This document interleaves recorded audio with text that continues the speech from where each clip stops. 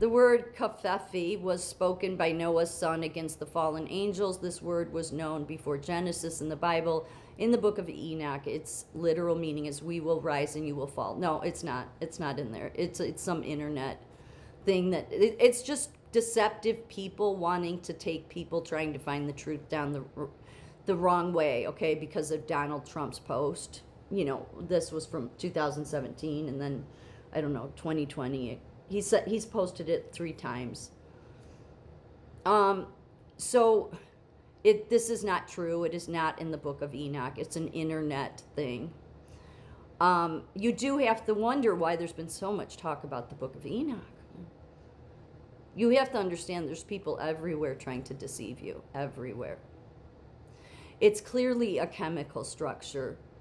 I mean, you could say this is what it means. No, they're just trying to lead you astray. It doesn't, there's no reason for Trump to do it that way. I mean, but besides, it's not, if you look into it, it is not it's not true. Noah did not speak this word okay? But here's how deceptive the world is and why the millennial kingdom happened for sure. Is because out of the 12 original apostles, like let's put the 4 gospels, the 4 main gospels in the New Testament, only 2 of those apostles were initial apostles that Jesus picked. John and Matthew. Where did everybody else's go? I mean, you have Peter, he doesn't have a gospel, but he has writings in there, obviously works of his. Paul was not an original. You have the book of Jude right before Revelation. Jude was an original. Matthew was an original. John was an original. So what happened to the other, 8? And maybe they didn't have any writings. I don't, the church, that first church, of course, their church fathers, which I never believe them, have claimed that, they were unlearned men. Okay, yeah, but when the Spirit of God is in you, you can be totally unlearned and then write a gospel. Because it's God doing it through you. It's true. It's true. But that's how much faith they have. But here's something even more interesting. Is out of the 12 that Jesus picked, only 1 were the bones ever found for.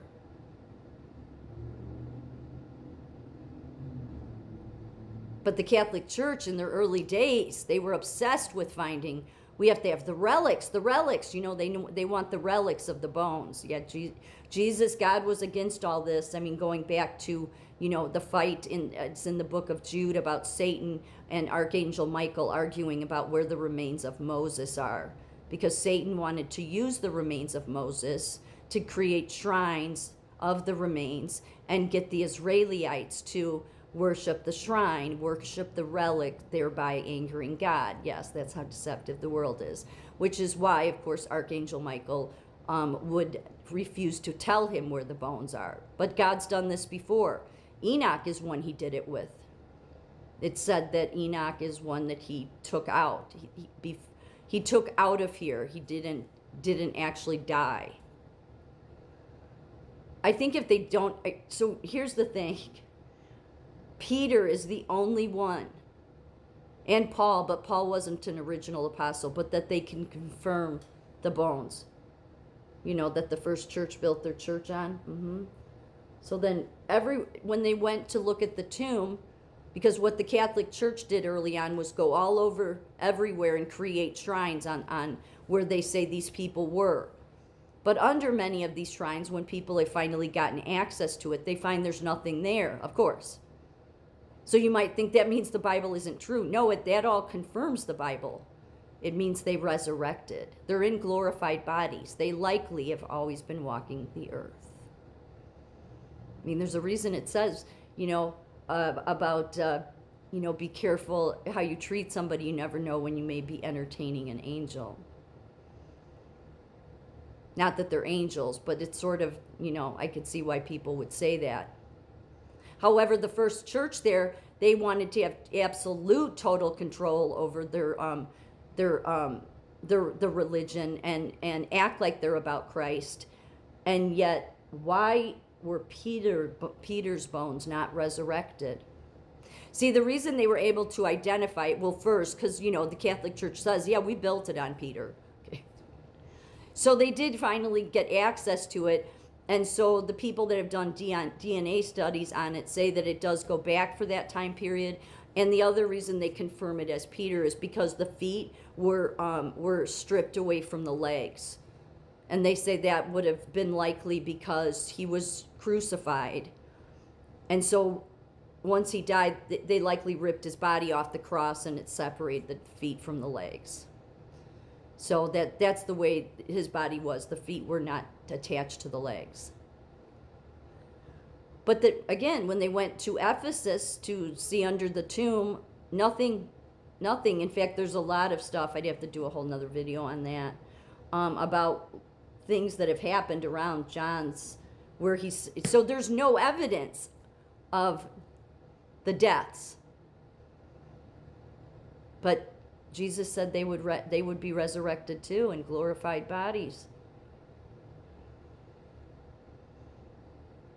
This is how deceptive it is. So the millennial kingdom happened. It did. It would have happened with them as resurrected saints too. I mean, they're the saints in the book of Revelation. They're also the ones that will go on to judge, and they will be in a position to judge because they've been here to see it all, likely in whatever areas, or maybe God has had them move. But out of all the 12, the only bones that have been confirmed are Peter's, and Paul's were, but Paul wasn't an original 12. So that's how much control that first church has played games. And they said, oh, there wasn't books by the rest of the apostles because they were unlearned men. That's ridiculous. Maybe there weren't. Maybe they met. I mean, I don't think that Jesus said they all had to go on to write. But this is the importance of knowing God here. And I know he's true. Most people will say, see, we don't have evidence. It's all made up. No, there's no way the Bible, no man could write it because of the way it's just an entire parable, most of it. But the writings to most especially, I always say, Jesus, whatever he says first, then John I would go with, Matthew.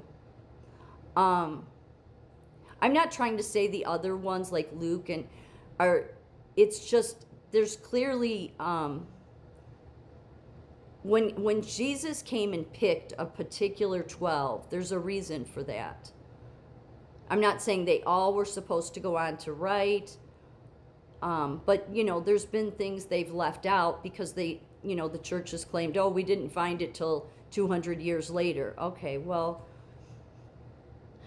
anyway, it doesn't even matter. The fact is that most of the shrines for the other 11 apostles, I would imagine, because they usually will build the shrine at the last location where they were, okay? So I would imagine that became maybe their area, where obviously, because they were spreading the gospel, and they'll be witness one day. That seems to make sense to me. So Andrew, these are all the original ones that they don't have no body evidence for. Andrew, Russia would have been his farthest place he went was Russia, Ukraine. James, who was the brother of John, the furthest place he went was Spain. John was in Turkey, in Ephesus. He was on the coast of Turkey. Philip was on the inlands of Turkey. Bartholomew, Armenia. Thomas, India. Matthew, Persia. James, Syria. Simon the Zealot, Britain and Africa. Matthias, Ethiopia. Jude, Beirut. None of their remains have been confirmed, or they've been debunked when they've gotten into the tomb. So what happened to all of them? Well, people that want to lead you astray would say, see, the Bible's not true. No, the Bible is true. They resurrected. We'll know soon enough.